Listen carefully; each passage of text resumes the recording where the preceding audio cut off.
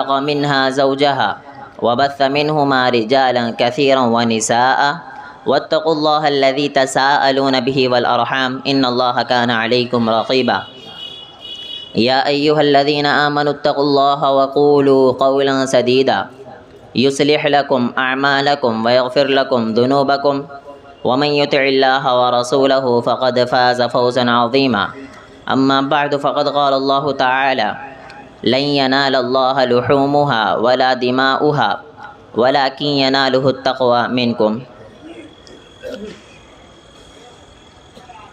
حاضرین کرام،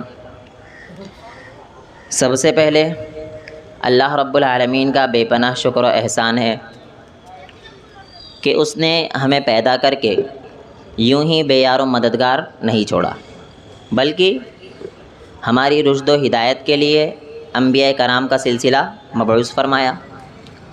درود و سلام ہو تمام انبیاء کرام پر، خصوصاً ہمارے آخری پیغمبر جناب محمد الرسول اللہ صلی اللہ علیہ وسلم پر۔ اللہم صلی علی محمد وعلی آل محمد کما صلیت علی ابراہیم وعلی آل ابراہیم انک حمید مجید۔ اللہم بارک علی محمد وعلی آل محمد کما بارکت علی ابراہیم وعلی آل ابراہیم انک حمید مجید۔ معزز سامعین، اللہ رب العالمین کا بے پناہ شکر و احسان ہے کہ اللہ رب العالمین نے ہماری زندگی میں ایک مرتبہ اور عید جیسے، عید الاضحیٰ جیسے عظیم تہوار کو گزارا، اور آپ تمام ہی لوگوں کو بہت بہت مبارکباد دیتا ہوں میں آپ تمام ہی لوگوں کو عید الاضحیٰ کی۔ اور یہ عید الاضحیٰ ہمیں پیغام کیا دیتا ہے، ہم یہ دیکھنے کی آج کوشش کریں گے۔ سب سے پہلے تو یاد رکھیے کہ اللہ رب العالمین کہتا ہے لن ینال اللہ لحومها ولا دماؤها ولکن ینالہ التقوی منکم، کہ اللہ رب العالمین کے پاس ہرگز ہرگز نہیں پہنچتا ہے، لن ینال اللہ، اللہ رب العالمین کے پاس ہرگز ہرگز نہیں پہنچتا ہے لحومها، آپ کے جانور کا گوشت۔ آپ جو اللہ رب العالمین کی راہ میں جانور ذبح کر رہے ہیں، قربان کر رہے ہیں، اللہ کہہ رہا ہے لن ینال اللہ، ہرگز مجھ تک تمہارا گوشت نہیں پہنچتا ہے، ولا دماؤها، اور نہ ہی اس جانور کا جو خون ہے، خون بہہ رہا ہے، وہ اللہ رب العالمین تک پہنچتا ہے، بلکہ کیا پہنچتا ہے؟ لن ینال اللہ لحومها ولا دماؤها ولکن ینالہ التقوی منکم، اللہ رب العالمین تک پہنچتی کیا چیز ہے؟ تمہارا تقوی پہنچتا ہے کہ تم کس نیت سے اللہ رب العالمین کی راہ میں جانور کو ذبح کر رہے ہو۔ اس لیے وہ انسان جو ہزاروں روپے لگا کر، لاکھوں روپے لگا کر بھی اگر جانور لاتا ہے، اور وہ اس کے مقابل میں اگر وہ انسان ہے جو چھوٹا جانور لایا ہے، تو ان دونوں میں کبھی بھی یہ مت سوچنا کہ جس نے مہنگا لایا اس کو زیادہ ثواب مل جائے گا، ایسا نہیں ہے، بالکل بھی نہیں۔ اللہ رب العالمین کے یہاں جو چیز چلتی ہے وہ آپ کے نیت چلتی ہے، تقوی، کہ آپ نے کس کو راضی کرنے کے لیے جانور لایا؟ کیا پبلک کو دکھانے کے لیے؟ کیا لوگوں کو دکھانے کے لیے آپ نے جانور لایا؟ نہیں۔ اگر آپ کی نیت تھوڑی بھی آ گئی کہ لوگ دیکھیں گے تو خلاص آپ کے عبادت کا ثواب کیا ہو جائے گا؟ زیرو۔ صرف قربانی نہیں بلکہ ہر چیز، اللہ رب العالمین کہتا ہے سورۃ الانعام کے اندر قل ان صلاتی، اے نبی آپ کہہ دو ان صلاتی، یقیناً میری نماز، ونسکی، اور میرے عبادت، ومحیایا ومماتی، اور میرا جینا اور مرنا، للہ رب العالمین، خالص کس کے لیے؟ بولو آپ سب، خالص اللہ رب العالمین کے لیے، یعنی میرا جینا، مرنا، قربانی، عبادت، ساری چیز اگر کسی کے لیے آپ کو کرنا ہے تو وہ صرف اللہ رب العالمین۔ آپ کے ذہن میں یہ نہیں آنا چاہیے کہ لوگ دیکھیں، اگر یہ ذہن میں آ گیا تو رسول اللہ صلی اللہ علیہ وسلم کی صحیح حدیث ہے الشرک الاصغر الریا، شرک اصغر کیا ہے؟ ریاکاری، دکھلاوا، یہ بھی شرک میں آتا کہ آپ کے ذہن میں یہ آ جائے کہ لوگ مجھے دیکھیں گے اس وجہ سے میں نماز پڑھ رہا ہوں، لوگ مجھے دیکھیں گے اس وجہ سے میں قربانی کر رہا ہوں، اگر میں قربانی نہ کروں تو لوگ کہیں گے فلاں آدمی کتنا بڑا تھا، وہ قربانی نہیں کیا۔ آپ کی استطاعت کیا ہے آپ جانتے، باہر والا نہیں جانتا ہے، لیکن آپ پبلک کو دکھانے کے لیے قرضہ لے کر قربانی کریں، زیادہ پیسہ لے کر، آپ لوگوں کو دکھانے کے لیے زیادہ پیسہ لے کر بڑا جانور لینے کی کوشش کریں تو یہ جانور اللہ تک پہنچتا؟ جانور اللہ تک نہیں پہنچتا۔ اللہ تک کیا چیز پہنچتی ہے؟ آپ کا تقویٰ، کس نیت سے آپ نے اللہ رب العالمین کی راہ میں جانور کو ذبح کیا ہے۔ اسی لیے صحیح بخاری کی سب سے پہلی حدیث جو ہے وہ ہے انما الاعمال بالنیات۔ اعمال کا دار و مدار جو ہوتا ہے وہ سارا کا سارا نیتوں پر ہوتا ہے۔ انسان کی نیت جیسی ہوگی اللہ رب العالمین بدلہ ویسے ہی دے گا۔ کوئی ضروری نہیں ہے کوئی بہت زیادہ مالدار ہے اس کے اگینسٹ میں کوئی غریب ہے تو مالدار کو زیادہ ثواب ملے اور غریب کو کم ثواب ملے۔ اللہ رب العالمین کی بارگاہ میں ایسا بالکل بھی نہیں ہے۔ تو انشاءاللہ آپ عہد کریں کہ ہم جو قربانی کر رہے ہیں وہ صرف اللہ کو راضی کرنے کے لیے، لوگوں سے ہمیں لینا دینا نہیں ہے۔ ہمیں جس کو راضی کرنا ہے وہ ہے اللہ رب العالمین۔ اور کس کی سنت ہے یہ؟ ابراہیم علیہ السلام اور ہمارے آخری پیغمبر جناب محمد الرسول اللہ صلی اللہ علیہ وسلم کی سنت ہے قربانی کرنا۔ ابراہیم علیہ السلام نے کس کے حکم پہ کیا تھا؟ اللہ رب العالمین کے حکم پہ ابراہیم علیہ السلام نے کیا۔ تو قربانی ہمیں صرف یہ پیغام نہیں دیتی کہ آپ جانور اللہ رب العالمین کی راہ میں ذبح کر لو، بلکہ قربانی ہمیں یہ پیغام دیتی ہے کہ آپ ہر اس کام سے رک جاؤ جسے اللہ رب العالمین نے رکنے کا حکم دیا ہے۔ آپ نمازیں 5 ٹائم پڑھ رہے ہو لیکن حرام خوری میں لگے ہو، اللہ کے ہاں قابل قبول نہیں ہے۔ قربانی کا نام ہی ہے کہ اپنی نفسانی خواہشات کو مار لو۔ ابراہیم علیہ السلام کو کس کو ذبح کرنے کا حکم دیا گیا تھا بتائیے آپ لوگ؟ اپنے بیٹے کو۔ اللہ نفس سے ریلیٹڈ ہے نا، محبت ہوتی ہے بیٹے سے ایک بندے کو، اور وہ بھی ابراہیم علیہ السلام کو اولاد اینڈنگ مومنٹ پہ ہو رہی ہے، اس ٹائم پر یہ آرڈر دیا جا رہا ہے کہ یہ جو بیٹا ہے نا جس سے بہت محبت کرتے ہو اب اسی کو اللہ رب العالمین کی راہ میں ذبح کرو۔ اور بیٹے کے بھی الفاظ سنو، یا ابت افعل ما تؤمر، اے ابو جان آپ کو جو حکم دیا گیا ہے نا اسے کر گزریے۔ ستجدنی انشاءاللہ من الصابرین، آپ ٹینشن مت لو، انشاءاللہ آپ مجھے صبر کرنے والوں میں سے پائیں گے۔ تو یہاں پر باپ کو بھی نصیحت ہے، بیٹے کو بھی نصیحت ہے۔ آج اگر باپ اپنے بیٹے سے کہتا ہے نماز پڑھنے کے لیے تو بیٹا باپ کی بات مانتا نہیں ہے۔ کتنی بڑی بات ہے کہ صرف نماز کا حکم دیا جا رہا ہے کہ بھائی نماز پڑھ لے بیٹا تیری آخرت سویرے گی، لیکن وہ بیٹا نماز پڑھنے تیار نہیں ہے۔ اور یہاں پر دیکھیے تقویٰ کہ ابراہیم علیہ السلام کہہ رہے ہیں کہ مجھے تو خواب میں دکھایا گیا ہے کہ آپ کو ذبح کرنا ہے۔ بیٹا کہہ رہا ہے اے ابو جان اللہ کا حکم ہے نا کر گزریے۔ اسے کہتے ہیں تقویٰ کہ میں جو کچھ کروں گا خالص اللہ کی رضا کے لیے۔ اور قربانی کا مطلب کیا؟ اپنی نفسانی خواہشات کو مارنا۔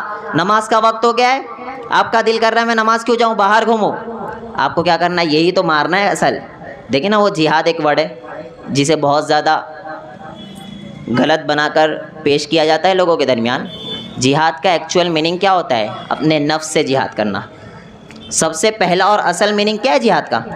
بندہ اپنے نفس سے جہاد کرے۔ اس کا نفس جو اسے برائی کی طرف لے جا رہا ہے تو بندہ وہ برائی کی طرف نہ جائے، بلکہ اس برائی کی طرف جانے سے بندہ رک جاتا ہے تو جہاد کا ثواب ہے۔ اللہ اکبر سبحان اللہ۔ ہم سمجھتے کہ جہاد مطلب ہم نہیں، لوگوں نے ایسا پیش کیا جہاد مطلب کاٹم کوٹی مارم توڑی، ایسا ہرگز نہیں ہے۔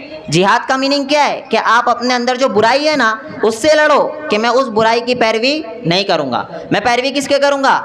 اللہ رب العالمین کی۔ تو اس قربانی میں یہ عہد کرے کہ میں صرف اللہ کی راہ میں جانور ذبح نہیں کر رہا ہوں بلکہ میں اللہ رب العالمین کی راہ میں ہر اس کام سے رکنے کی کوشش کروں گا جس سے اللہ رب العالمین نے رکنے کا حکم دیا ہے۔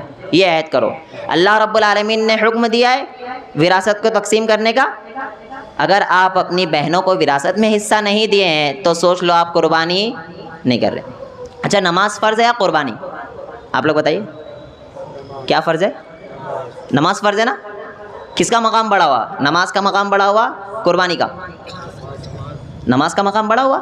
ہم اور آپ 5 ٹائم نماز نہیں پڑھ رہے اور قربانی میں بڑے بڑے جانور لا رہے، اللہ کو پسند، اللہ قبول کرے گا۔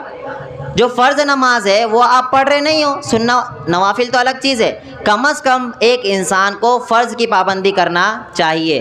اصل جو ہے فرض، اگر آپ فرض نہیں پڑھتے اور قربانی میں بڑا بڑا جانور ذبح کر رہے ہو تو یہ ذہن میں رکھ لو یہ اللہ رب العالمین کو قبول نہیں ہے، کیونکہ ایکچوئل جو پہنچتا اللہ کے پاس ہے وہ تمہارا جانور بولو نہیں۔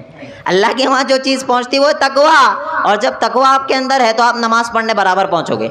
اگر آپ فرض نماز کو نہیں پڑھتے ہو اور کتنے بھی جانور ذبح کر لو، اللہ راضی ہونے والا نہیں ہے۔ اللہ راضی اسی وقت ہوگا جب سب سے پہلے آپ نماز کی پابندی کرو گے۔ انشاءاللہ سارے عہد کرو آج سے ہم نماز کی پابندی کریں گے، اور قربانی صرف جانور کی نہیں بلکہ اپنے نفس کی بھی دیں گے۔ جو برائیاں ہمارے اندر ہے اس کو ختم کرنے کی کوشش کریں گے۔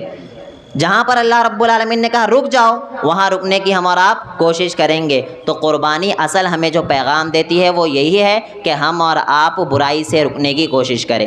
اللہ رب العالمین کی راہ میں ہر چیز قربان کرنے کے لیے تیار ہو جائے گا ایک مسلمان۔ اللہ کی راہ میں ہر چیز ایک مسلمان قربان کر سکتا ہے۔ تو اس چیز کا خیال رکھیں۔ میں سب سے پہلا پوائنٹ یہ بتانا چاہتا تھا۔ دوسرا پوائنٹ اہم جو ہے، قربانی جب ہم اور آپ کریں تو ایک چیز کا خیال رکھے، کسی ہمارے بھائی کو تکلیف نہیں ہو۔